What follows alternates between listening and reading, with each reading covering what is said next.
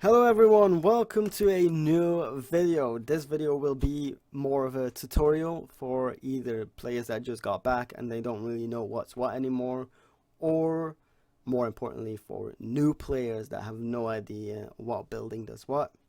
So in this video I will go over most of these buildings, look at all the options and explain or tell to you what is the most important or what is the most frequently used. So let's dive straight into it. I hope you guys like it. Hope you enjoy as much as I do making these videos. So here we go. Let's go.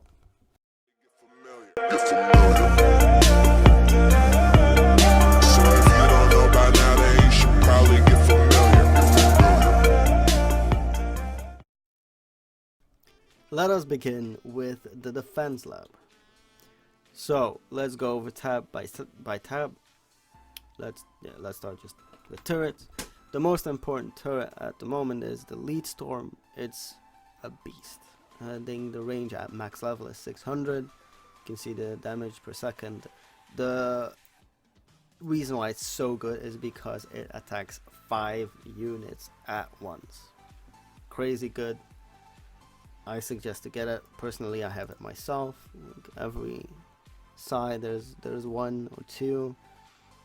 Really good. I love them. They are Corpus faction, just in case you want to know. Everything else you really do not need to get at all. Heavy turrets. Most people use either Hunter missile or the rail launcher. Rail launcher is ground, Hunter missile is air. Max those 2 out because the other 2 they rarely get used. Occasionally, but often not. Maybe the heavy flag in combination with a specific support turret, but we'll go over that in a second. The command turrets, the one to use is stealth generator. That makes everything within a certain range, as you can see, like more invisible, and it will be invisible for the enemies, so the enemies will pretty much see the outer skirts of my base, and that's it. This is going to be a blind spot, so you can hide whatever you want. Of course, with advanced scouting you can still see it. So that is command turrets. The most important one is the stealth generator. Support turrets. People use fusion turrets, usually on their hunters. So like you can see, it's the red beam. So that makes them a lot stronger. You can also use them on your lead storms. So it makes them a lot stronger. You can see it here. 200% against non-uniques and 300% against uniques. Uniques are the units like Darkstorm and so on. So PvP, almost everyone is gonna use solely uniques or a bunch of uniques. Absorption turret. Like as you can see, 90% like immunity to status effect and 90% of the damage this turret absorbs. People, do I have it in mind? I don't think so, but it can be very useful. Maybe rail launchers especially. You put a rail launcher, you put an absorption turret next to it, and that will take a hit or a few hits even on your rail launcher, so your rail launcher will be able to land more hits than it usually does. So it's mainly for heavy turrets, but you can use it for turrets, but that's what it's for. And also a very important one, so fusion, important, absorption, pretty important, is the bracing turret. This links non-turret buildings, so the absorption goes for the turrets, the bracing for non-turret buildings. Everything else is pretty much the same, but it's super important because you're gonna need them on your towers. Most people will use watchtowers because they give extra range, but they're super weak, like one shot dead. And that's why you're gonna need bracing turrets to at least absorb some hits and make them last longer. So the most important: fusion, bracing and absorption. You've got the viral one, which is green. This will make sure that once you attack a drone, that the parent will also get damage. So for example, I think chopper, yeah, chopper for sure. So you hit the side choppers and the main chopper will get damage as well. Can be useful, but I don't know, in my opinion, not the most important one. The telemetry one gives extra range, can be useful. I see people using it. The fortification just gives it extra armor. I never really see people using it, so in my opinion, fusion, bracing, absorption are the most important. Then telemetry, then viral, and then fortification. Missiles. There's 3 super important missiles that you need, which is the Maverick, because it's untargetable. So you land it, and no matter what's in your base, it's gonna land. Well, of course, there's you also have Bastion, but let's forget about that for now. But you got the Maverick, super important. Then you got the Peacekeeper, it does a lot more damage. But it's kind of slow, so you can easily take it down if you have stuff in your base. But if there's nothing that can shoot it, Peacekeeper is the way to go. It's also very cheap to build. And then the third very important one is the Shock missile. Yeah, oof. It's super important, the Shock one, especially PvE. The faction at this moment, the Shadow faction, is weak against Shock, so they land in most of their bases. If there's now a Bastion, usually it's gonna land. I think at max it takes like a minute maybe.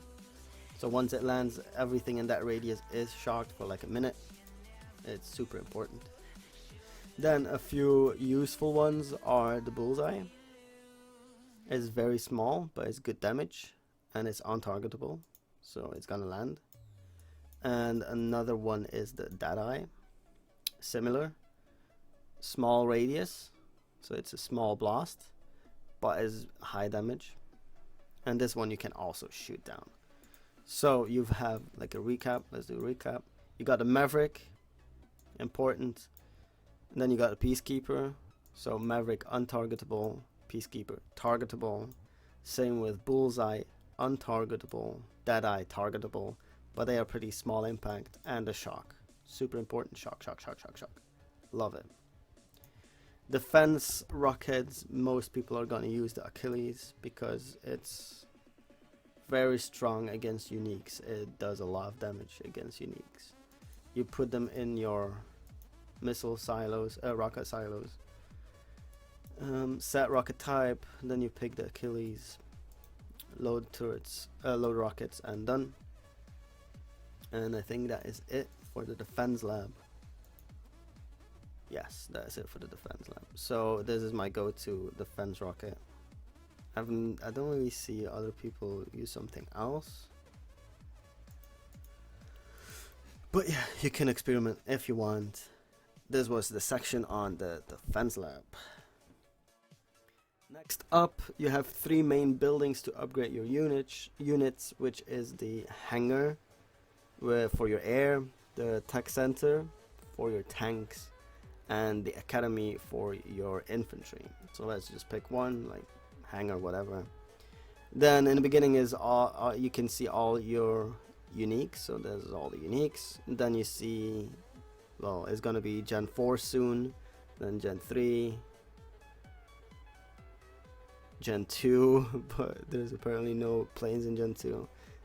Gen 1, again, limited special forces and legacy units. All your uniques, they are going to take the longest to upgrade. Like, it's a long time, like 10 days. For Omega, regular, I think 3 days now, and then Elite 5 or 7 days. Like this takes a lot of time to get your units from regular to Omega. So be sure to always keep these buildings busy as you can. Tokens is something different for Gen 3, 2, and 1. You need tokens to get them from level 10 to level 20, but the useful thing is that it only needs thorium, and it takes like 5 seconds. So tokens is hard to grind, but you will upgrade your units very fast. Same goes for your heroes. Let's say Neil, for example, like this is good. So you need tokens, and once you have tokens, it just takes thorium and 5 seconds, and boom, done. So be sure to always keep these buildings busy. It's very important. If you have a bunch of tokens that you don't use, you can go in the 4th tab, so infantry, vehicles, aircraft, and then training. In training, you can see how many tokens you got for each unit, and if you got too many tokens, for example, I got too many envoy tokens, you can go up and down. Up means I want more tokens, down means I already have enough, I don't need them anymore. So I go to 0, scrap, and then you see you get extra tax. With that tax, you can buy tokens from something else. Let's say I need escort tokens, you just go up and then you will see how many tax it's gonna cost you. So 6 tokens is 240 tax. But going down, obviously, you know, you're gonna have less tax. You will gain less than you spend, clearly.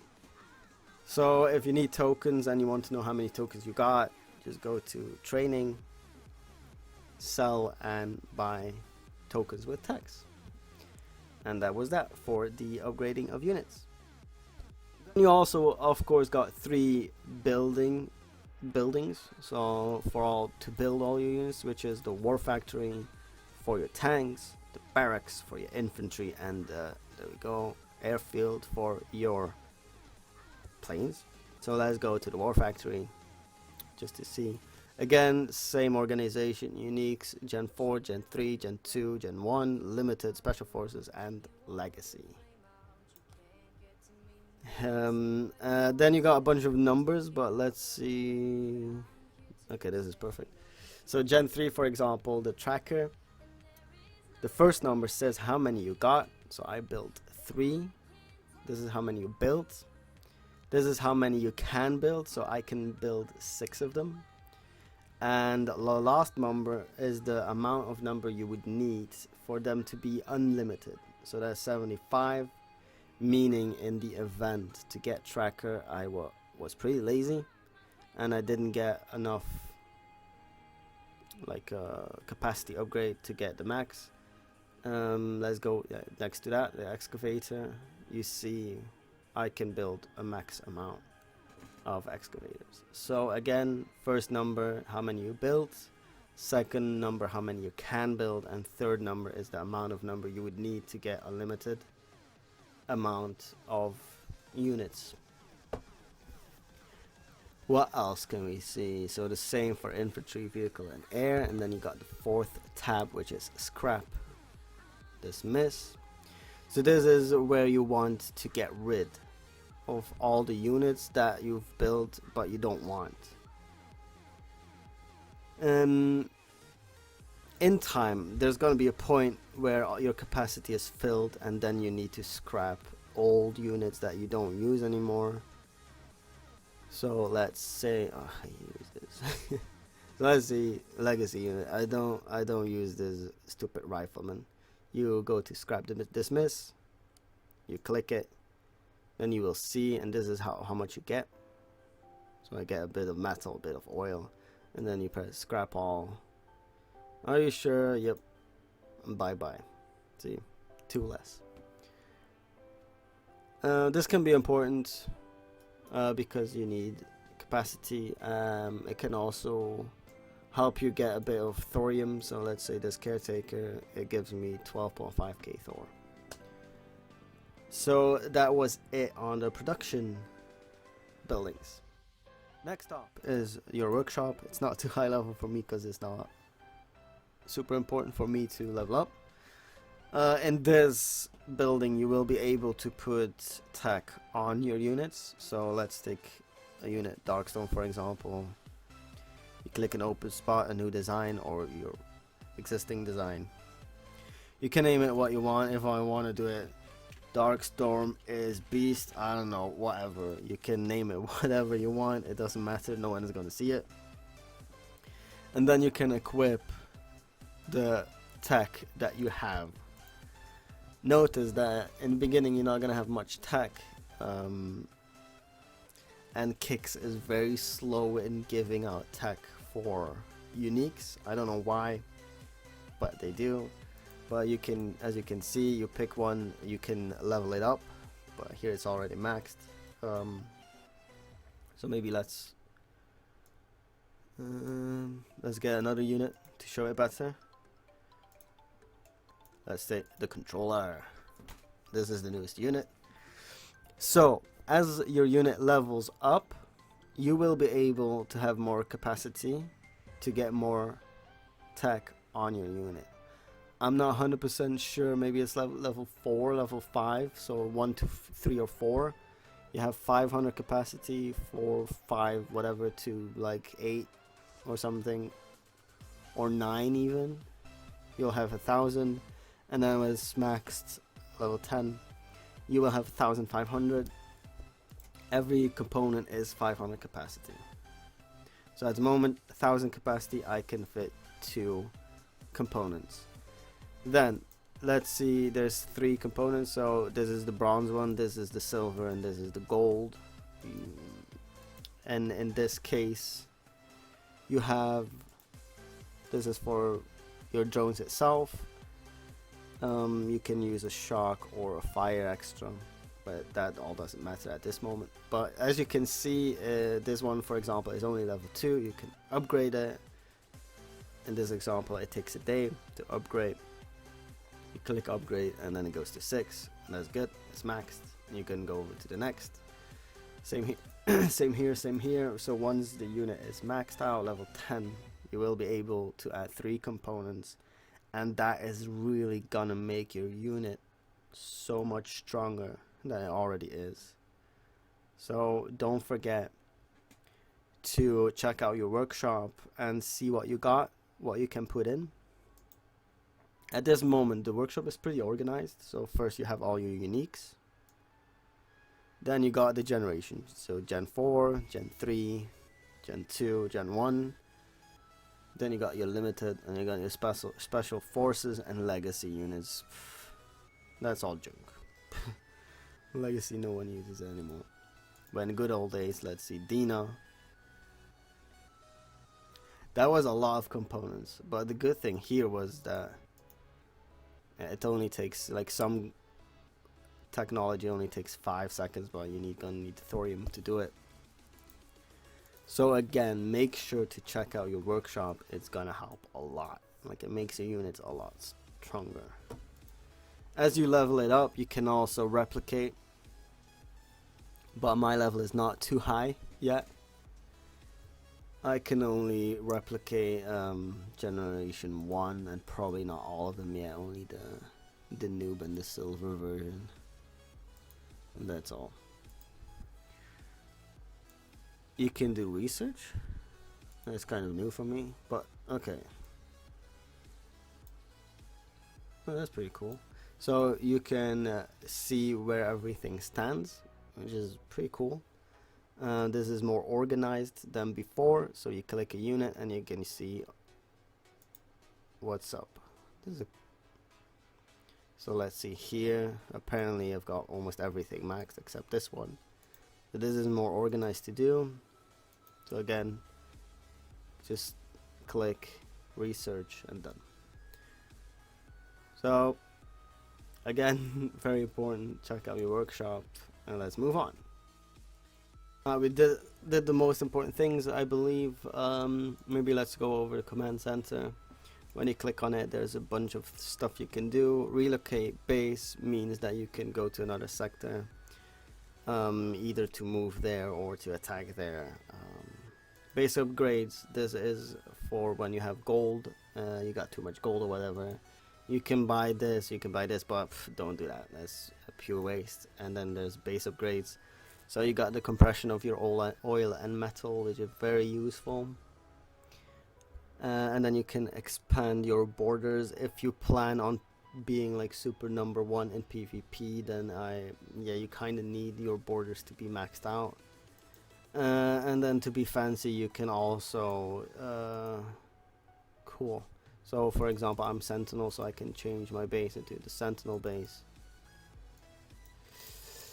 Then you can also buy some extra cool looking skins, whatever.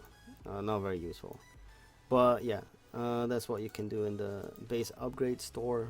You can move it, of course, upgrade, of course, and then you can set your faction. I suggest to choose a faction because neutral is super pointless, very pointless. So you got survivors, corpus, and sentinels. Here you can read their perks for each own. At the moment I'm sentinel. They all got a different look as well. Then you can also change your turret, so what you've got equipped. So we talked about it in defense lab. The most important is gonna be the stealth generator. What else? The go-go bar. The reason you might want to upgrade this is because of the perks. You get a damage boost, you get a repair reduction boost, and you can test out your base. If it's maxed out, I believe, and you can actually control the units, but mine is not, so I can't. And here is what the specific number, so the amount of percent damage your defenders get, and the faster it gets repaired as well. If there's stuff that you want to test out, then just click on it. Wait. Okay, well, okay. Reset. Then you see your capacity. This is a max tune, obviously. You can add them, plus, minus, and then you can test out your base. Kind of useful. And then mine factory. Can build mines there. You can, like in the beginning, you can upgrade your mines, get them to max. It doesn't take too long, and it's useful. You can place them whenever you want on your map. Next up, you get 5 towers. Spread them out a bit. But for that, you know, base setup, I advise you to go look at a video. In the beginning, it doesn't really matter much because you're gonna get flat anyways. But when you're already a decent level, then you can choose, do I want a PvP, do I want a PvE setup, and so forth. So I advise you watch other videos for that. What we got next, we got the drone silos. As we said before, you can pick a type of defense missile and you put it in there. You've got the drone silos, in which you can't really put many units, only like drone types. So the most important are the yellow jackets, the hornets. Most people are not even going to use those, but they were useful back in the day. You put them, a bunch of them in there, and when it comes in this range, then they will deploy and attack whatever they feel like attacking. What's next? So always build your storage buildings, of course. The pumps, it's not super important, but you should put them as well. And then maybe another one that is very useful is the advanced structures. You can have advanced structures in your oil pumps and your metal pumps as well. So let's take one. Upgrade, and here you can see advanced structure, go, and as you can see I can build 2 still because I haven't done it before. Takes a lot of time, but then you've got like a super metal forge. Let's go faster. It's pretty cool, and it's a lot stronger as well. Same with metal, upgrade, go to advanced structure, boom. Also your power plants, you can do 2 power plants like that. I do advise you to get it because it is super important. As you can see, this is a regular one, this is a deep reactor. It gives more power. It's a lot more difficult to destroy. And same with fusion tower, but like this is a little blast radius, won't do much damage to your base, but this one will. It's like a little jug shot. But as you can see, oh my god, the power is ridiculous. You get a lot of power. You will need them. You will need to upgrade these to the advanced structure form. because even like, let's say everything is maxed out of your regular power plants, you're not gonna have enough power to actually have your base defense at 100%. So let's see, like, oh, move, whatever. You can see this is the damage radius that I would do to my base. It takes a while to get destroyed, so I'm not very bothered. If I want to upgrade it, you will need advanced materials, which doesn't spawn too often. Let's see. Missile silo. You're gonna need that to build your missiles. You can scrap them, of course. And I believe that is it for the most important buildings. Oh, you also got armory if you have too much capacity. Already you can put them in your armory, so units you don't immediately use, put them in your armory. When you need them, you can put them back. The way you use it, like, you just click it, then you will see units entering your armory. If you want to take them out, click it and you see units actually exiting. So you click transfer and you can legit see it. It's funny. See my rifleman going from my armory to my storage and vice versa. It's super funny. Then you got your storage, kind of important because you need that max capacity. And I think that is it. Let's go over the buildings. Here you can always see how many you got, how many you can build. So the fences, it takes a bit of time to build, but you can put your dragon teeth. This slows down your the tanks, enemy tanks, and you got the wires to slow down infantry. Barricades, less useful, I feel like. In the beginning, like, it was very important, but now less. You can upgrade them. You got 2 helipads. This is for extra platoons.